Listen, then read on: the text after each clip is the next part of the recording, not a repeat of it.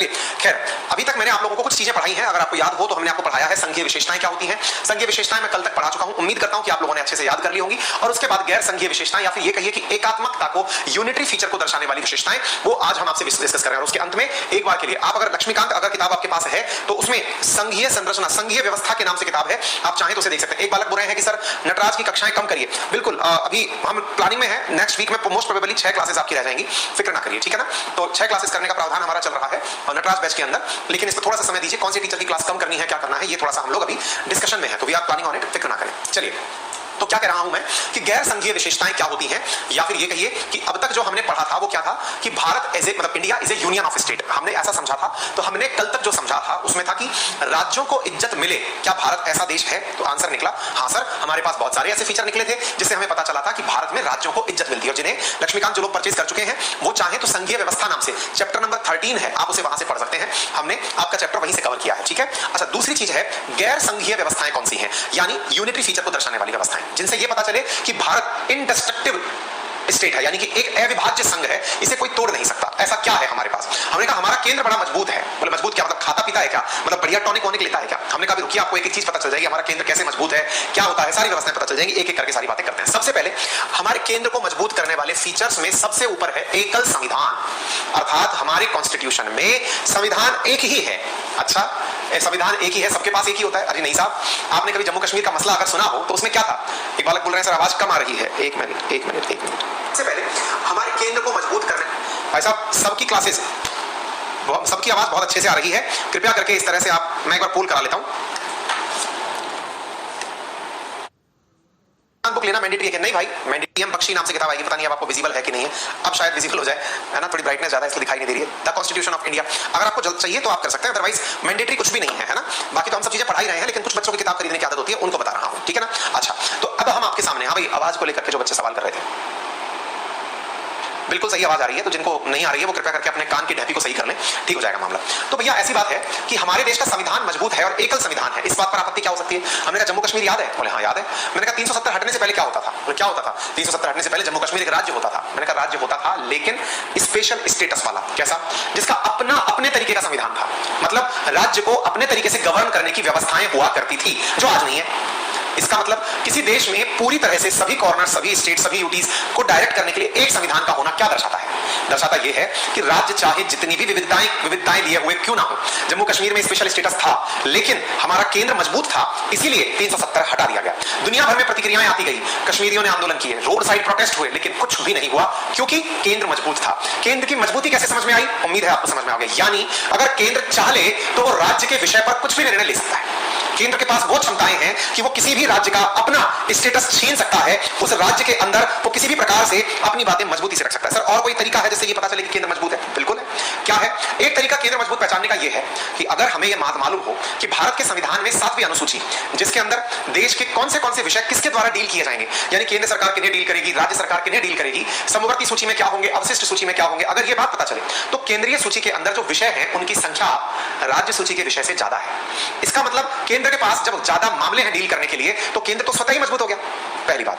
दूसरी बात, आपने समझा एकल संविधान, किसी भी राज्य को कोई विशिष्ट हिदायत नहीं दी गई है, तो ऐसी स्थिति में केंद्र की मजबूती यह है कि वो जब चाहे अपने हिसाब से संविधान को दर्शा सकता है। और संविधान की संशोधन करने की जो पावर है वो भी किसके पास है? वो भी केंद्र के पास ही है, संसद के पास ही है। संविधान में अगर कोई परिवर्तन लाना हो, चाहे 42वें संविधान के नाम पर इंदिरा गांधी जी के द्वारा एक मिनी कॉन्स्टिट्यूशन ही क्यों ना ऐड कर दिया हो, लेकिन वो भी संसद के द्वारा ही होता है, अर्थात राज्यों की उसमें कोई भूमिका नहीं होती। हाँ है भूमिका, केवल इतनी कि अगर आधे राज्य असहमत हो तो मामला रुक सकता है, और आधे राज्य तो जिसकी केंद्र में सरकार होती है उसकी राज्य में सरकार होती ही है।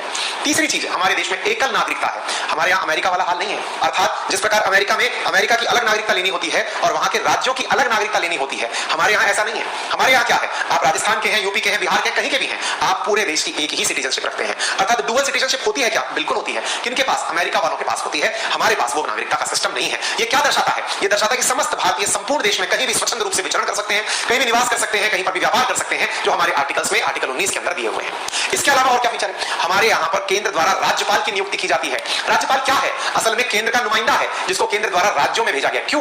क्योंकि राज्य के अंदर जितने भी प्रकार के बिल पास होते हैं वो अल्टीमेटली राज्यपाल की अनुमोदन के परिणाम स्वरूप ही कानून बनते हैं, एक्ट में कन्वर्ट होते हैं। इसका मतलब क्या हुआ कि केंद्र का एक व्यक्ति राज्य में इतनी बड़ी पोस्ट पर है कि राज्य सरकारें, जो चुनी हुई सरकारें हैं, वो चाहे जो कर लें, लेकिन अगर राज्यपाल चाहे तो बिल को देश की एकता और अखंडता के खिलाफ पाकर केंद्र के लिए रिजर्व कर सकता है। और जब राज्य सरकारें कानून बनाकर ही कोई काम नहीं कर पाएंगी तो न्यायपालिका द्वारा स्वतः ही राज्य सरकारों के कार्यों को रोक दिया जाएगा। आप विचार करिए कि कैसा उपबंध है। राज्य सरकारें अगर कानून सम्मत और संविधान सम्मत कार्य कर रही हैं, अलाउड है कि करते रहिए। एक बार भी किसी राज्य को यह लगता है कि मैं तो ऐसा कानून बनाऊंगा जिसके तहत अपने आप अपनी डपली अपना राग बजेगा, नहीं, केंद्र ने राज्यपाल नामक एक व्यक्ति भेजा है जो राज्य की हर गतिविधि पर नजर रखा हुआ है कि तुम थोड़ा सा उल्टा चलो हम तुम्हें निपटा देंगे। इस प्रकार का संविधान के अंदर राज्यपाल की नियुक्ति का प्रावधान है।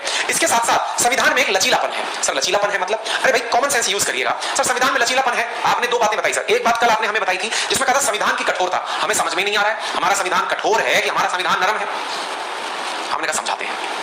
भारतीय संविधान की विशेषताओं में आपको संविधान संशोधन भी पढ़ाया जाएगा, हालांकि वो डिटेल में एक चैप्टर है, आर्टिकल 352, 56, ये सब चीजें पढ़ाई जाएंगी। किस प्रकार से 368 का उपयोग होता है, इमरजेंसी प्रोविजंस, कैसे सब चीजें पढ़ाई जाएंगी। लेकिन 368 हो, 52 हो, जो भी प्रावधान आपको पढ़ने हो, उनसे पहले बहुत जरूरी बात समझनी है। कल आपने एक शब्द का उपयोग किया, संविधान कठोर है, और आज कह रहे हैं नरम है, लचीलापन है। सर मेरे को ये समझ नहीं आ रहा ये है क्या कहानी? कमजोर है, लचीला है, कठोर है, क्या है कहानी? आप एक ही बात बोल लो। मैंने कहा यार हम क्या बताएं, हमारे संविधान में बड़ी विभिन्न प्रकार की विचित्रताएं हैं। बोले कैसे? मैंने कहा संविधान नामक जो ये पुस्तक है ना, ये भारत का संविधान नामक पुस्तक है, ठीक है ना यार। मैं ब्राइटनेस कम करने का प्रयास कर सकता हूं, पर पता नहीं क्यों, मतलब ये ब्राइटनेस इतनी ज्यादा है कि शायद मेरी टीम ने मैं अच्छा जंग गोरा दिखूं इसलिए ज्यादा ब्राइट कर दिया है, ठीक है ना। तो ये संविधान है, इंडियन कॉन्स्टिट्यूशन नामक पुस्तक है, अगर आपके पास हो तो बढ़िया है, ठीक है भाई। मैं सेटिंग जानता नहीं हूं, छेड़ दूंगा तो और चीजें बिगड़ जाएंगी। तो इंडियन कॉन्स्टिट्यूशन में कुछ तो प्रावधान ऐसे हैं जिनको केवल संसद अपने अनुसार जब चाहे साधारण विधेयक, साधारण संशोधन के माध्यम से परिवर्तित कर सकती है, साधारण बिल के माध्यम से परिवर्तित कर सकती है, साधारण मेजॉरिटी के साथ परिवर्तित कर सकती है। सर इसका मतलब क्या हुआ? मैंने कहा अभी बताते हैं इसका मतलब क्या हुआ। अगर संसद को लगता है, संसद सर संविधान तो संविधान सभा ने बनाया था, अरे हमने कहा संविधान सभा ने बनाया था, तब से लेकर अब तक तो कईयों बार परिवर्तन हो लिए। अब संसद को लगता है कि परिवर्तन करना है, तो हमारे संविधान में कुछ ऐसे प्रावधान हैं जिनके लिए संविधान में, जिनके लिए संसद में केवल कोरम पूरा हो जाए, बस क्या पूरा हो जाए? कोरम। कोरम बोले तो 1/10 सदस्य संख्या। अगर 543 कुल सदस्य हैं तो 55 सदस्य आ जाए मात्र। केवल 55 सदस्य भी अगर संसद में प्रेजेंट हैं तो उन प्रेजेंट एंड वोटिंग की बहुमत के आधार पर बिल पास किया जा सकता है साधारण मेजॉरिटी से। जैसे नागरिकता जैसा अधिनियम जो सीएए आया था, सिटीजनशिप अमेंडमेंट बिल आया था पहले, सिटीजन अमेंडमेंट बिल, वो ऐसे ही था। इसका मतलब क्या हुआ? इसका मतलब ये हुआ कि 543 से 55 लोग भी अगर सहमति दे दिए तो इस संविधान नामक पुस्तक के अंदर परिवर्तन हो सकता है। इतना आसान है कि 543 में से 55 लोग प्रेजेंट थे, उनमें से भी 28 लोगों ने कह दिया कि हम इसके समर्थन में हैं, तो संशोधन हो गया। इससे ज्यादा नरम क्या होगा? सर ये नरम है, आपने कहा। तो फिर एक बात बताइए ना सर, मूल अधिकार में एक परिवर्तन करके दिखाइए कि कल से कोई भी व्यक्ति खुले में बोल नहीं सकेगा। चाहिए सर, बुलाइए 28 लोगों को कर दीजिए। हमने कहा यार ऐसे नहीं हो सकता यार। क्यों नहीं हो सकता? मैं कहा यार यहाँ थोड़ी अलग प्रकार की मेजॉरिटी लगती है। अच्छा छोड़िए सर, एक काम करिए, राष्ट्रपति का जो चुनाव है ना, वो राज्य की विधानसभाओं से क्यों करवाना? खर्चा होता है। एक बार कहीं संसद वालों से कहिए तुम ही लोग बना लो, राष्ट्रपति बनाना है तो। हमने कहा नहीं यार, इसके करने में तो बहुत दिक्कत आ जाएगी। क्या दिक्कत आ जाएगी सर आपको? तो आपका तो सब मामला बढ़िया है, 28 लोग पकड़ने में। नहीं यार, विशेषता अलग है। बोले क्या विशेषता? मैंने कहा यार कम से कम आधे लोग प्रेजेंट चाहिए, हाफ से अधिक मेजॉरिटी चाहिए। मतलब सर कितना चाहिए? मैंने कहा यार कम से कम 273 से ऊपर तो मेजॉरिटी चाहिए। बोले फिर? मैंने कहा इतना लोग तो प्रेजेंट चाहिए, फिर उसके अलावा सर क्या चाहते हैं आप? 2 से 71, मतलब देख लीजिए ना, 27 गुना 54। मैं कहा उसके अलावा क्या चाहते हैं? मैंने कहा जो आ गए उनका 2/3 वोटिंग चाहिए। आप में से कुछ लोग पूछेंगे सर ये सब बातें आप बता रहे हो आज, क्या भविष्य में ये पढ़ाई नहीं जाएंगी? क्या पढ़ाई जाएंगी, हर चीज बार बार पढ़ाई जाएगी। लेकिन वही वाली बात है ना जी, आपको जिस चीज के बारे में पढ़ाया जाएगा उसकी विशेषताओं का बखान पहले हो जाए तो आने वाला समय थोड़ा सुहाना हो जाता है। आप कहीं घूमने जा रहे हो, आपको मान लीजिए कि आगरा का ताजमहल घूमने जाना है, आपको अक्षरधाम टेंपल घूमने जाना है, आपको संसद घूमने जाना है, लेकिन आपको कोई बता ही नहीं रहा है कि वहां क्या है, तो आपके मन में जिज्ञासा नहीं पनपेगी। जब तक जिज्ञासा नहीं पनपेगी आप उसके प्रति उतने ज्यादा एक्साइटेड नहीं होंगे, पढ़ने के प्रति उत्सुक नहीं होंगे। विशेषताएं बिल्कुल उसी तरह से हैं। जब कोई आपके घर आ रहा होता है तो आप उसको बताते हैं कि यार दोस्त मेरे घर चले आओ, हमारा शहर बहुत प्यारा है, इतना सुंदर, इतना खूबसूरत है, हमारे यहाँ ये है, हमारे यहाँ ये है। क्यों? क्योंकि एक बार विशेषताएं बतानी जरूरी है, तब जाकर वो हमारे यहाँ आएगा, तब तो हम उसकी मेहमानबाजी कर पाएंगे। क्या मेरी बात समझ पा रहे हैं? इसका मतलब क्या हुआ? इसका मतलब ये हुआ कि संविधान निर्माताओं को बहुत अच्छे से पता था कि भैया विशेषताएं पहले यात्रियों को बता दी जाएं तो ये संविधान की इज्जत करेंगे। हम भी इसी क्रम में आपको ये सारी बातें बता रहे हैं ताकि आपको इज्जत मिलेगी। अच्छा इतनी बड़ी चीज है क्या सर? Present and voting. मान लीजिए सर 300 लोग आए, आप बताइए सर 300 लोग आए थे, आपने कहा उनका 2/3 चाहिए, इसका मतलब 200 सांसद अगर आ गए तो क्या मूल अधिकार में परिवर्तन हो जाएगा? नहीं होगा। पहले 50% तो क्रॉस कराओ, 273 से ऊपर लेकर जाओ, तब जाकर जो आए हैं उनका 2/3 करो, 350 से नीचे कुछ नहीं होता है। तो बोले अच्छा, इसका मतलब ये है कि यहां पर एक बड़ा ही नंबर गेम चल रहा है। अरे हमने कहा यही तो बात है, एक बड़ा नंबर गेम चल रहा है और बिना सांसदों की संख्या के कोई कुछ कर नहीं सकता, क्योंकि सांसद तो राज्यों से चुनके ही आते हैं। तो मेरे को ये बताओ, जब सांसद राज्यों से चुनकर आते हैं, राज्यों से चुनकर आए हुए सांसद अपने ही खिलाफ फैसला कैसे करवा लेंगे, विशेष रूप से उन क्रमों में जहां पर स्पेशल मेजोरिटी लगती है, जहां पर अति विशिष्ट मेजोरिटी लगती है, वहां पर जो प्रेजेंट सांसद है वो अपने खिलाफ तो कुछ काम करवा नहीं लेंगे। ये क्या दर्शाता है? हमारे संसद की, हमारे संविधान की कठोरता दर्शाता है कि हमारा संविधान लल्लू पल्लू नहीं है, बहुत मजबूती है, उसमें संशोधन कर नहीं सकते। लेकिन सर फिर ये लचीला का मतलब क्या निकाला जाए? हमने कहा यार ये जो साधारण मेजोरिटी से जो चीजें पास हो जाती हैं, मतलब हमारे संविधान में विशेष प्रावधान है कि कुछ चीजें ऐसी हैं जो साधारण मेजोरिटी से हो जाएंगी, कुछ चीजें ऐसी हैं जो विशिष्ट मेजोरिटी से होंगी। इसका मतलब हमारे यहां पर कठोरता और नम्यता का, यानी हमारे यहां पर संविधान रिजिड भी है तो संविधान सॉफ्ट भी है, इजी भी है। उम्मीद है आपको ये बात समझ में आ रही हो। हमारे संविधान की जो ये विशेषता है, ये लचीलापन जो है, ये कई जगह केंद्र को मजबूती देता है। आप देखिए केंद्र सरकार के द्वारा चाहे फार्म बिल लाए गए हो, चाहे केंद्र सरकार के द्वारा राज्य के क्या कहते हैं इसको, अपने साधारण बिल द्वारा सिटीजनशिप अमेंडमेंट एक्ट लाया गया हो, ये केंद्र सरकार अपने लेवल पर लेकर आ गई, यानी केंद्र ने अपने लेवल पर परिवर्तन कर लिया। इसका मतलब हमारे यहां कुछ चीजें तो केंद्र को एकदम पावर के रूप में मिली है। ये विशेषता दर्शाती है कि केंद्र, ये लचीलापन एकात्मक शासन को प्रमोट करता है। क्या आपको मेरी बात समझ में आ रही है? क्या आपको ये बात क्लियर हो रही है? यहां तक सारी बातें समझ में आ गई, एकल नागरिकता समझ में आ गई, केंद्र द्वारा राज्यपाल की नियुक्ति समझ में आ गई, लचीलापन समझ में आ गया। ये सर एकीकृत न्यायपालिका क्या होती है? अच्छा, रेणु सैनी लिख रही है सर मेरी दादी जी भी सुन रहे हैं, आप तो मुझे ईयरफोन लगाने से मना कर रहे हैं, बोलते हैं सुनने दें, इनको भी सुनना अच्छा लग रहा है। मेरी दादी जी को हमारी तरफ से प्रणाम प्रेषित करिए, हमारे लिए आशीर्वाद लीजिए, हम और भी अच्छी सी मेहनत कर सकें। आप लोग ना हमारे ऊपर एक मोरल प्रेशर इतना क्रिएट कर देते हो, हम आपको बच्चा समझ के ट्रीट कर रहे होते हैं, कई जगह परिवारजन हमें सुन रहे होते हैं, तो भैया सभी परिवारजनों को प्रणाम प्रेषित कर रहे हैं, अपनी तरफ से आशीर्वाद बनाए रखिएगा, ठीक है। अच्छा, अब एक प्रश्न बना, एकीकृत न्यायपालिका क्या होता है सर? एकीकृत न्यायपालिका क्या होता है, अब वो समझिएगा।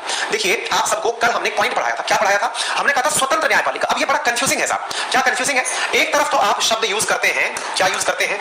इंडिपेंडेंट जुडिशरी, इंडिपेंडेंट जुडिशरी यानी स्वतंत्र न्यायपालिका। सर हम इन्हीं शब्दों में कंफ्यूज हो जाते हैं, एक तरफ आप लिखते हो स्वतंत्र न्यायपालिका, एक तरफ आप लिखते हो एकीकृत न्यायपालिका। सर हम तो बस इन्हीं दोनों में कंफ्यूज हो जाते हैं, ये क्या है?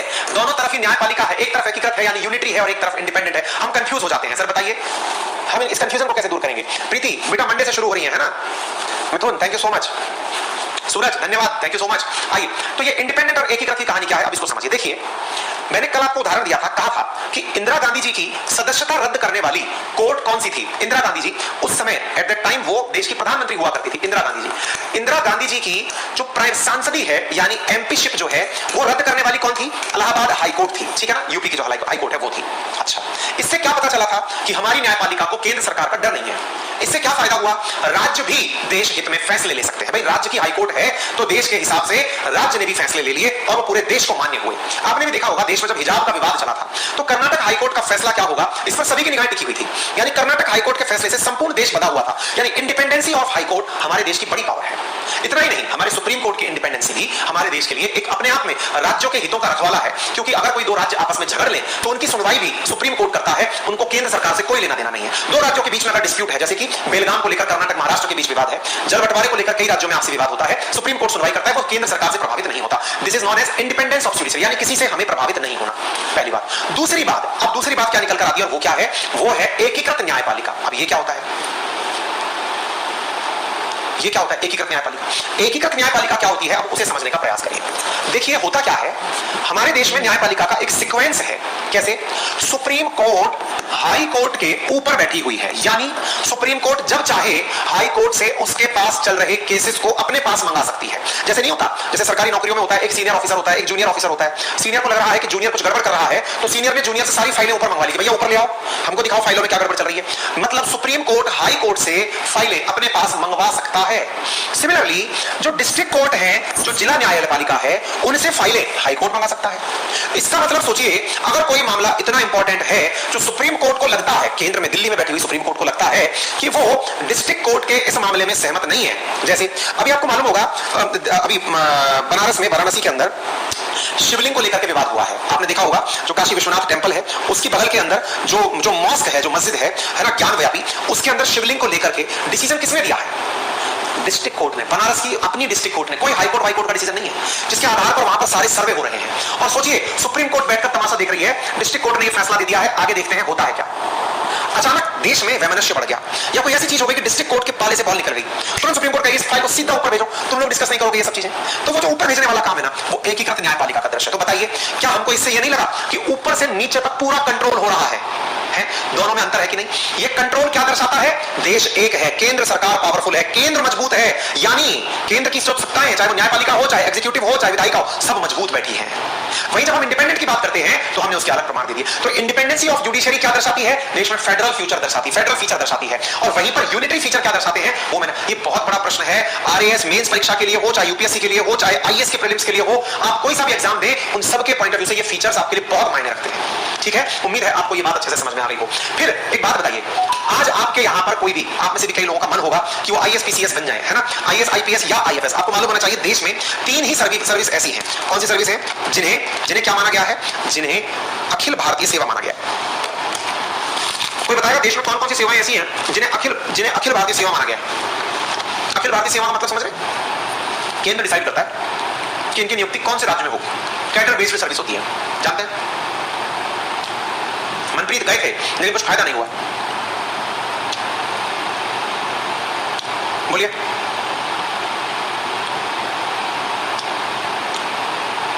चले? हाँ भाई, बच्चों ने 3 सर्विस लिखी हैं। एक का नाम लिखा है आईएएस, आईपीएस। ये आईएफएस कौन सी सर्विस है? विदेश सेवा, फॉरेस्ट सेवा। याद रखिएगा कौन सी सेवा है? इंडियन फॉरेस्ट सर्विस है ये, भारतीय वन सेवा, जिसके तहत जैसे आईएएस से आप बनते हैं डीएम, डिस्ट्रिक्ट मजिस्ट्रेट, आईपीएस से आप बनते हैं एसपी, ऐसे आईएफएस से आप बनते हैं जिले में डीएफओ, जिला वन अधिकारी। समझ गए? ये कैडर बेस्ड सर्विस है। मैंने क्या बोला कैडर बेस्ड सर्विस का मतलब? केंद्र नियुक्ति देता है कि किस बालक को कौन से राज्य में नियुक्त किया जाए और परमानेंटली नियुक्त किया जाए, और जब चाहे केंद्र अपने अनुसार उस बालक को वापस बुला ले। विचार करिए, दोबारा सुनिए मैंने क्या कहा।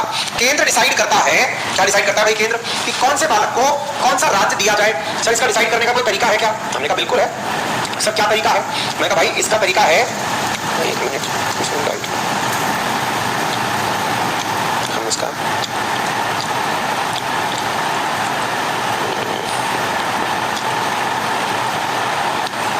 एक्सपोजर,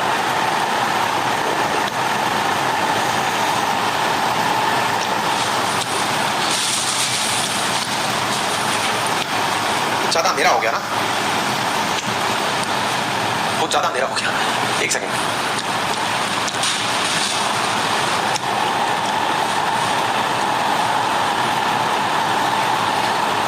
किए होते थे हम, क्या छेड़खानी कर दिए थे आपको पता? ओके,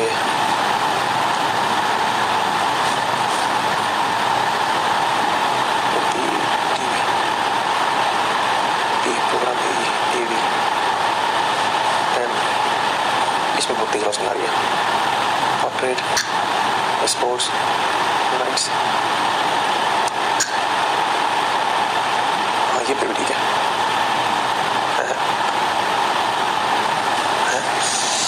दो मिनट बस भाई, ये तो एकदम ब्राइट रोशनी हो गई।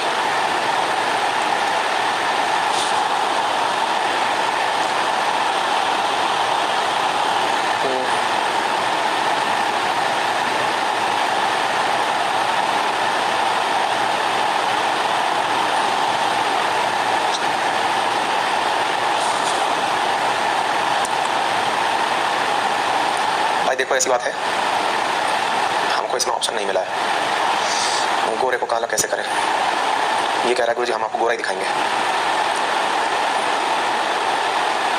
देख लो अगले देख सेटिंग हो जाए थोड़ी बहुत ना भाई। मैं आपको ऐसे देखना पड़ेगा, हम ऐसे बढ़िया हैं, तो सब तरह के काम करके देख लिए, बैठ लिया, ऐसे देख के राजी रहिए आप हमें। ठीक है, हाँ जी। तो हम क्या कह रहे थे? अखिल भारतीय सेवाएं 3 हैं। केंद्र द्वारा कैडर बेस्ड सर्विस देकर नियुक्ति दी जाती है कि आप जाइए इस राज्य में। केंद्र नियुक्ति देता है तो इसका अर्थ समझ रहे हैं, केंद्र को जब जरूरत पड़ती है तो वो वापस भी बुला लेता है। आपने अपने राज्य के अखबार कभी उठा के देखे हो तो आपको ये खबरें एनी टाइम मिलती रहती हैं। केंद्र की प्रतिनियुक्ति पर फलाने अधिकारी गए हैं। कई बार खबरें उठाइएगा, पढ़िएगा तो आपको क्या मिलेगा? केंद्र की प्रतिनियुक्ति पर इस राज्य के अधिकारी फलानी दिल्ली गए हैं, दूसरे राज्य में भेज दिए गए हैं। अर्थात आपको यह भी मालूम होना चाहिए, जो केंद्रीय सेवा के अधिकारी होते हैं, यानी कि ये जो अखिल भारतीय सेवा के अधिकारी होते हैं, इन पर राज्य सरकार का भी कोई बस नहीं चलता है। ये केवल क्या कर सकते हैं? एट मैक्स सस्पेंड कर सकते हैं, ट्रांसफर और पोस्टिंग कर सकते हैं, बाकी नौकरी में कुछ नहीं बिगाड़ सकते। जो आईएएस बन गया या स्टेट्स जिसमें आ गया, ऑल इंडिया सर्विसेज में आ गया, सारा चक्र केंद्र से चलता है। अब आप सोचिए, केंद्र सरकार के द्वारा आपके राज्य में अपना राज्यपाल भेजा हुआ है कि भाई अंदर जाओ, चल क्या रहा है हमें पूरा बताओ। ऐसे ही अपने आईएएस पीसीएस, आपने कई बार सुना होगा, आईएएस वाईएएस जो लोग होते हैं ये विधायकों को ज्यादा भाव नहीं देते हैं, इनकी टसल चलती रहती है। कई विधायक इसलिए नाराज रहते हैं कि आपका ये अधिकारी हमसे ढंग से बात ही नहीं करता है, कलेक्टर हमारे जाने पर खड़ा नहीं हुआ, वो जबकि जनता का नौकर है। इस प्रकार के कई नेता नांगले जो है नाराज रहते हैं, ये क्या चल रहा है आप लोगों का, खराब व्यवस्था है, ये है वो है। वास्तविकता क्या है, केंद्र ने अपनी मजबूती बरकरार रखने के लिए ये व्यवस्था करी थी कि अखिल भारतीय सेवा के अधिकारियों पर राज्य के लोग अपनी चढ़ नहीं बना सकते, उसे बेकार अधिकारी कंसीडर किया जाएगा अगर वो राज्य की सरकारों के अधीन रहने लग गया, उनसे डरने लग गया। बोलते डरने की क्या जरूरत है, जब तुम्हें ये लगे कि तुम्हारी नहीं चल रही, कोई बात नहीं, कह देना दिल्ली आ रहे हैं, दिल्ली बढ़िया रुको, यहाँ पे आराम से नौकरी करो। अखिल भारतीय सेवा का ये सबसे ज्यादा बात है। क्या आप मेरी बात समझ रहे हैं? इसका मतलब अखिल भारतीय सेवा। और सबसे एंड में मैंने आपको कहा अनुसूची 7 के अंदर विषय बटे हुए हैं, केंद्रीय सूची के विषय अलग है, राज्य सूची के विषय अलग है। राज्य सोचता है मेरे पास पुलिस है, मेरे पास प्रशासन है, मेरे पास राजस्व है, मेरे पास सब है। केंद्र कहता है मेरे पास इमरजेंसी है। इमरजेंसी है मतलब एक दिन हमने बस जादू मंत्र किया, ओम बम बम बम बम बम बम, इमरजेंसी, बस इतना सा किया, तुम्हारे सारे अधिकार मेरे पास चले आएंगे। किसके पास चले आएंगे? केंद्र सरकार के पास चले आएंगे। अर्थात इमरजेंसी एक ऐसा प्रोविजन है केंद्र के पास, जिसे लगा दिया तो बेचारे केंद्र कुछ नहीं कर सकते। मतलब ये ऐसा बटन है, बस दबाया, राज्य का मुख्यमंत्री सोच रहा है मैं कौन हूं, आप कुछ नहीं है, जो भी है सब ऊपर वाला। तो सर इमरजेंसी में शासन कैसे चलता है? अरे साहब पूछिए मत, मुख्यमंत्री का काम सीधा राज्यपाल के पास आ जाता है। राज्यपाल को तो पहले से ही पूरा अखिल भारतीय सेवा वाले लोग पता है, कर्मचारी काम करते रहते हैं, राज्य सरकार बस अपने वस्ते लेके बैठे रहते हैं। मुख्यमंत्री महोदय अपने कमरे में विराज रहे होते हैं कि साहब बस बैठे हैं जी, कुछ पता नहीं है। मतलब समझ रहे हैं आप, काम कुछ नहीं अटकते। मुख्यमंत्री बस राज्यपाल पावरफुल हो जाता है, राज्यपाल के अंदर में सारे के सारे आईएएस पीसीएस भेज दिए जाते हैं, चलाओ भाई देश, सब चल रहा होता है ऑटोमेशन मोड में। इसलिए केंद्र कितना पावरफुल है आपको समझ में आना चाहिए। सर लेकिन एक बात बताएं आपको, बोले हाँ बताइए। सर कहीं आपको ऐसा नहीं लगता है क्या? हमने कहा बताइए ना, क्या नहीं लगता है कि हमारे देश में संघीय संघीय संघीय कह करके बस मजे ही लिए जाते हैं। असल में तो सारा की सारा हमारे देश में एकात्मक व्यवस्था है। एकात्मक बोले तो यूनिटरी। आपकी बातें सुनकर के तो हमें ऐसा लग रहा है सर कि हमारा जो पूरा देश है ना, संविधान जो है वो पूरी तरह से यूनिटरी है, एक ही है। बोले अच्छा लग तो रहा है। तो सर ऐसी स्थिति में क्या कहें हम, अपने संविधान की विशेषता क्या माने? मैंने कहा अपने संविधान की विशेषता आप ये कहिए कि देखो भाई हम लोग संघीय हैं, यानी India is A union of state, यानी हम फेडरलिज्म को फॉलो करते हैं, लेकिन हम यूनिटरी फीचर भी रखते हैं। यार गजब बात हो सर, मैं वेजिटेरियन हूं लेकिन मैं नॉन वेजिटेरियन भी हूं। ये क्या हुआ? क्योंकि आंसर हुआ क्या सर? हाँ यार गड़बड़ होगी, हम फेडरल भी हैं लेकिन हम नॉन फेडरल भी हैं, ये क्या मतलब है? मतलब नहीं है सही। फिर क्या करें? कुछ और सोचिए सर, हमें बेहतरीन चीज बताते हैं। बोले बताइए ना क्या? मैं या तो तुम इस शब्द को बदल दो कि हम फेडरल भी हैं और यूनिटरी भी हैं, तो बोले क्या कहें, शब्द तो बताओ क्या कहें। हमें ये कहो कि हमारा जो संघ है वो केंद्राभिमुख है, यानी कि सेंटर की तरफ देखता हुआ है, यूनिटरी फीचर वाला हमारा केंद्र सरकार है। हमारा जो देश है, हमारी संसद है, हमारा संविधान है, वो केंद्र की तरफ देखने वाला है, यूनिटरी फीचर ज्यादा है उसमें। हमने कहा शब्द दो इसे। बोले सर इसे शब्द दिया जा सकता है, हम क्वाजी फेडरल हैं, अर्ध संघीय हैं। अर्ध संघीय मतलब संघ तो है सर, पर वो वाली बात नहीं है, अमेरिका वाली बात है। संघ तो है लेकिन हमारे यहाँ पर केंद्र मजबूत है, तो क्वाजी फेडरल फीचर है सर हमारे पास। हमने कहा हाँ, मैंने कहा अब बात पकड़ गए तुम। इसका मतलब क्वाजी फेडरल जो है वो हमारी विशेषता है। बोले हाँ सर यही तुम कह रहे हैं, क्वाजी फेडरल विशेषता है सर हमारी। हमने कहा ओके। मैं कहा फिर एक बात बताओ यार, क्वाजी फेडरल अगर आपकी विशेषता है तो ऐसी स्थिति में राज्य आपस में एक दूसरे से कंपटीशन क्यों रखें? बोले आपसे किसने कहा कंपटीशन रखना चाहिए? हमने कहा गजब बात कर रहे हो, आओ हमारे राजस्थान, हम बताते क्या होता है कंपटीशन। भाई साहब हम हैं अलवर वाले, हमारे बॉर्डर लगते हैं हरियाणा से, और भाई साहब हरियाणा से तेल मिलता है सस्ता, 10 रुपए सस्ता, वहां बॉर्डर पर लिखा हुआ है यार राजस्थान से 10 रुपए सस्ता तेल मिलता है। दारू के ठेकों पे लिखा हुआ है राजस्थान से सस्ती ठंडी और जबरदस्त बियर मिलती है। भाई साहब गजब चल रहा है, मतलब सर यहाँ तो कंपटीशन चल रहा है। हमने कहा ले भाई आ जाओ फिर गुजरात बॉर्डर चलो। गुजरात बॉर्डर पर आपको ये मैसेज दिया जाता है गुजरात में शराब नहीं मिलेगी साहब, यही मिलेगी। मतलब गजब ही चल रहा है, मतलब है हर राज्य दूसरे राज्य से, फलाने राज्य से इतना सस्ता। सर ये हो क्या रहा है?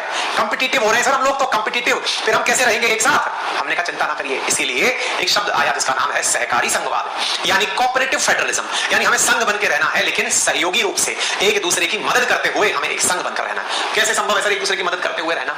हमने कहा देख नहीं रहे आज देश में बहुत सारी व्यवस्थाएं ऐसी हैं जो राज्य से पूछ के हो रही हैं। जैसे हमने कहा जीएसटी काउंसिल उठाइए, जीएसटी काउंसिल में राज्यों की बात सुनी जाती है, 2/3 बहुमत होने के बाद ही कोई निर्णय लिया जाता है। राज्य से बिना पूछे कर नहीं लगेगा, सहकारी संघवाद का प्रमाण है। जीएसटी के अंदर सोर्स और डिस्पोज दोनों के टैक्सेस अलग है, सहकारी संघवाद है।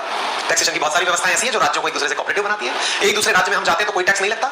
ऐसा नहीं है कि भाई इंडिया वालों तुमको ऐसा, राजस्थान वालों यूपी में आओगे तुम्हें पैसा देना पड़ेगा, ऐसा नहीं है। राज्य धीरे धीरे अपने अपने टैक्स खत्म कर रहे हैं, पूरा देश एक ही टैक्स में जा रहा है। अच्छा इसका मतलब ये हुआ तभी सर आप आबकारी में लगे। हाँ हम तभी आबकारी में लगे, हमको पता है ना ये बात। समझ गए? उम्मीद है आपको बात समझ में आ गई होगी, क्लियर हो गई होगी। ठीक है, उम्मीद है आपको ये संघीय व्यवस्था गैर संघीय व्यवस्था समझ में आ गई होगी। एक बार के लिए हमें बता दीजिए कमेंट बॉक्स में, जो बच्चा जितना ज्यादा बताएगा उसका नाम लिया जाएगा। अब तक आपको सारी बातें पता चल गई। बताइए कमेंट बॉक्स में भारतीय संविधान के फेडरल फीचर्स कौन से हैं? कमेंट बॉक्स में बताइए भारतीय संविधान के फेडरल फीचर्स कौन से हैं?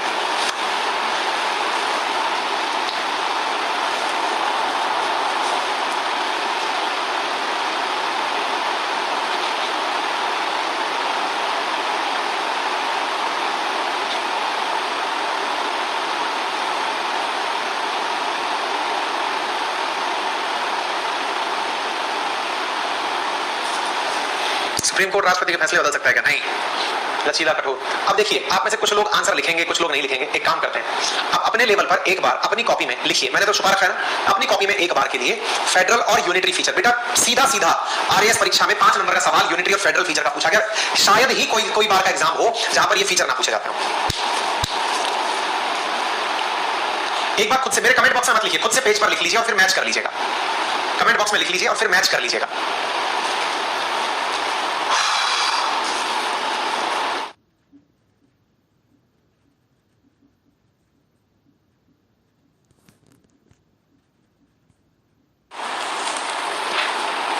एक बार खुद से कमेंट बॉक्स में मत लिखिए, मैं निवेदन कर रहा हूं, इसलिए मत लिखिए क्योंकि कमेंट बॉक्स में लिखोगे सारों के चेक मैं तब भी नहीं कर पाऊंगा।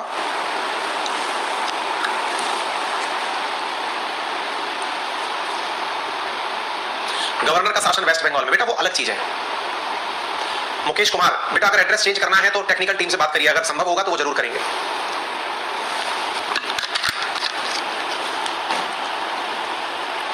माधव बैच में क्लास मंडे से शुरू होंगी। जिन्होंने भी लिखा है एक बार मैच कर लीजिए, ये फेडरल फीचर है, चेक कर लीजिए इनमें से कितने फीचर आपने लिखे हैं। अगर याद रह गया हो तो लिखिए, बताइए। अपने अपने आंसर चेक कर लीजिए। मैं केवल इसलिए बोल रहा हूं बेटा क्योंकि एक बार के लिए आप अपनी परीक्षा से खुद गुजर लेंगे तो आपको ये विश्वास हो जाएगा कि कुछ चीजें आपके समझ में भी आई हैं। मैं तो बता के निकल लूंगा, लेकिन एक बार आपके दिमाग में भी चीजें अगर बैठ जाए तो मेरे लिए बहुत अच्छा होगा।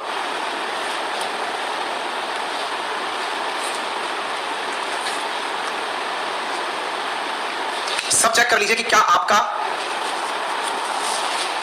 ये पॉइंट मैच कर रहा है और गैर संघीय विशेषता से यानी यूनिटरी फीचर से आपका कोई पॉइंट मैच कर रहा है। चेक कर लीजिए।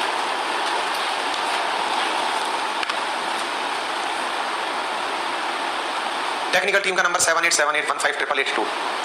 भूमाराम, बेटा हाँ 6 तारीख से ही होगा बेटा, पहुंचने में भी थोड़ा समय लगेगा या नहीं लगेगा? ऋषिकेश कोड से कितने आईएएस होते हैं? बेटा डिपेंड करता है राज्य की डिमांड पर, कितनों की आवश्यकता है केंद्र डिसाइड करता है। स्टेट पीसीएस पर नियंत्रण केंद्र कर सकता है क्या? नहीं, नहीं कर सकता। स्टेट पीसीएस केवल राज्य के अधीन होते हैं, लेकिन स्टेट पीसीएस के अधिकारी एक अनुभव के बाद में प्रमोट होकर केंद्रीय सेवा के अधिकारी बन जाते हैं। ये गैर संघीय वाली मैच कर लीजिए। जेसिका चौधरी, आप बहुत अच्छा पढ़ाते हैं, थैंक यू सो मच, लेकिन आपके याद रह जाएगा तो हमें ज्यादा अच्छा लगेगा। अब ईमानदारी से मैंने चेक करा दिया सबको, अब ईमानदारी से सब लोग ये बताओ अपने कमेंट बॉक्स। अब देखो जो पढ़ नहीं रहा था उसका तो मैं कुछ कर नहीं सकता क्योंकि मैंने हर विषय पर कम से कम 5-7 मिनट, 2 लेक्चर निकल गए मेरी 2 लाइनें खत्म करने में, है ना। इतनी देर से मैं भाषण दिए जा रहा हूं इन चीजों के ऊपर। तो मेरी गुजारिश है उन सबसे जिन्होंने अपने लेवल पर आंसर चेक कर लिए, मुझे बताइए कुछ याद रहा और कितना परसेंट याद रहा? एक बार जल्दी से कमेंट बॉक्स में बता दीजिए, मैं देख लेता हूं कितना परसेंट याद रहा, मुझे बता दीजिए। मैं उम्मीद करता हूं कि आपने शिवालिका प्री हिंदी और इंग्लिश, हाँ बेटा नहीं वो नहीं हटा रहे हैं मैं ना।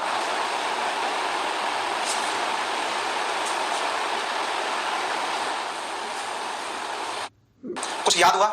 समझ लीजिए आपने आरएएस मेंस परीक्षा में 5 नंबर का पूरा क्वेश्चन तैयार कर लिया है। 5 नंबर का पूरा क्वेश्चन तैयार हो गया है। अब आपकी मर्जी, आप इसको कैसे देखते हैं, मैंने आपको बताने का प्रयास कर लिया था। ठीक है साहब, ठीक है साहब। हमारे संविधान की और क्या विशेषताएं हैं जो बची कुछ रह गई हैं? जैसे मूल अधिकार, मूल कर्तव्य है, ये डीपीएस के, ये तो सब पढ़ाएंगे हम आगे क्योंकि ये तो सारे चैप्टर ही हैं। कुछ चीजें जो हमें औरों से अलग बनाती है, जैसे हमारे यहाँ की संसदीय व्यवस्था। हमारे यहाँ संसद है तो क्या किसी की संसद नहीं होता? क्या होती है, लेकिन हमारे यहाँ संसदीय व्यवस्था है जो कि अलग है राष्ट्रपति व्यवस्था से, अध्यक्षीय प्रणाली से, जो कि अमेरिका में होती है। हमारे यहाँ संसद में बहुमत प्राप्त जो पार्टी है उसका नेता पीएम होता है, यानी संसद से पीएम बना जाता है, लेकिन अध्यक्षात्मक प्रणाली जो प्रेसिडेंशियल सिस्टम है वहां पर सीधा राष्ट्रपति का चुनाव होता है। अमेरिका और भारत में क्या डिफरेंस है? हमारी शासन व्यवस्था में संसदीय रूप में और अमेरिका के फीचर में अंतर क्या है? दोनों के बीच का अंतर पता लगाइए। सबसे बड़ा अंतर, राष्ट्रपति का चुनाव वहां डायरेक्ट होता है, जनता चुनती है अमेरिका का राष्ट्रपति। आप में से कितने लोग ऐसे हैं जिन्होंने प्रधानमंत्री के लिए वोट दिया है? कमेंट बॉक्स में यस और नो में आंसर करिएगा। मैं क्वेश्चन पूछ रहा हूं, वोट फॉर पीएम कितने लोगों ने दिया है? जैसे अमेरिका में डोनाल्ड ट्रंप और बाइडेन खड़े हैं, या तो कोई डोनाल्ड ट्रंप को वोट देगा या फिर उसको देगा। आप में से कोई भी अगर वोट के लायक स्थिति में है, उनके परिवार में कोई भी रहा है, तो मुझे बताएं पीएम के लिए वोट कितने लोगों ने दिया कि हाँ भाई मेरा ये वोट गया नरेंद्र मोदी के लिए, मेरा ये वोट गया मनमोहन सिंह के लिए? कितने लोगों ने वोट दिया है?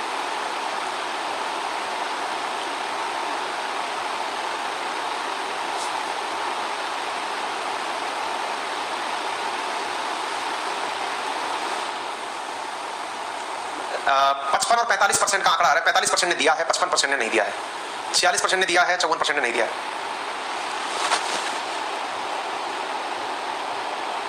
ओके, मतलब समझ गए? अब समझिए ध्यान से मेरे प्यारे साथियों, आप में से किसी भी व्यक्ति ने आज तक पीएम को वोट नहीं दिया है। आज तक जब से देश बना है तब से लेकर के ना आपके घर वालों ने दिया, ना आप दोगे, ना कभी दोगे। क्यों? क्योंकि हमारे यहां संसदीय व्यवस्था है, पार्लियामेंट्री व्यवस्था है। हम पीएम को नहीं चुनते, हम पार्टी के अंदर सांसद को चुनते हैं। वो सांसद अपने में से किसी व्यक्ति को पीएम बनाते हैं। हम पीएम को डायरेक्ट नहीं चुनते, हम तो अपना सांसद चुनते हैं। आपने जैसे हमारे अलवर से योगी बालकनाथ जो है वो खड़े होते हैं, ऐसे सबके अपने अपने यहाँ के कोई सांसद होंगे। आप अपने सांसद को चुनते हैं। वो जो चुने हुए सांसद हैं, जो लोकसभा जाते हैं, वो अपने में से किसी नेता को पीएम बनाते हैं। क्या आपको मेरी बात समझ में आ रही है? यानी पीएम को आप और हम डायरेक्ट नहीं चुनते, पीएम इनडायरेक्टली चुना गया है। यह संसदीय व्यवस्था की सबसे बड़ी विशेषता है। मतलब नेता के रूप में जो भी व्यक्ति बनेगा वो संसद का नेता होगा। इसी कारण से वो व्यक्ति संसद के प्रति जिम्मेदार होता है, क्योंकि बहुमत के दल के द्वारा उसका निर्वाचन हुआ होता है। लेकिन आप में से कुछ लोग ये कहेंगे, सर एक बात बताइए, बहुत सारे लोग तो हमारे यहाँ ये कहते हैं मोदी जी के नाम पर वोट मांगे जा रहे हैं, मोदी जी को ही फेस दिखाकर वोट मांगे जा रहे हैं, सीएम का चेहरा दिखाकर वोट मांगे जा रहे हैं। टेक्निकली तो सर एमएलए और एमपी के नाम पर वोट मांगे जाने चाहिए थे, ये इनके नाम पर वोट मांगे जा रहे हैं, इसका क्या मतलब है? हमने कहा इसीलिए कई बार आपने सुना होगा विपक्ष के कई लोग एक डायलॉग देते हैं। और क्या डायलॉग देते हैं? कि देश में प्रेसिडेंशियल सिस्टम की तरफ चीजें जा रही हैं, अध्यक्षात्मक प्रणाली की तरफ चीजें जा रही हैं।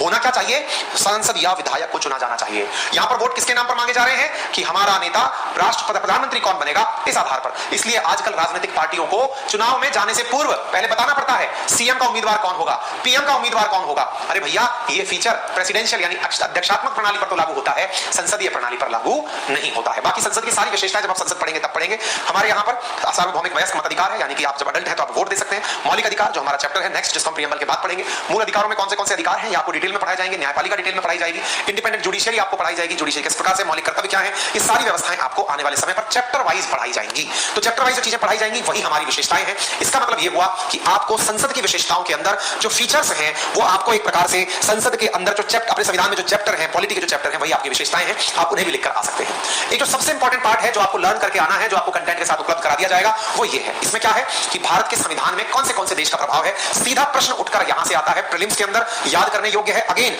इस रविवार को जो टेस्ट होगा उसमें मैं यहां से सवाल पूछूंगा, जिस प्रकार से लास्ट टेस्ट के अंदर संविधान सभा से सवाल पूछे। देखिए मैं आपको दो बातें समझा देता हूं साथियों।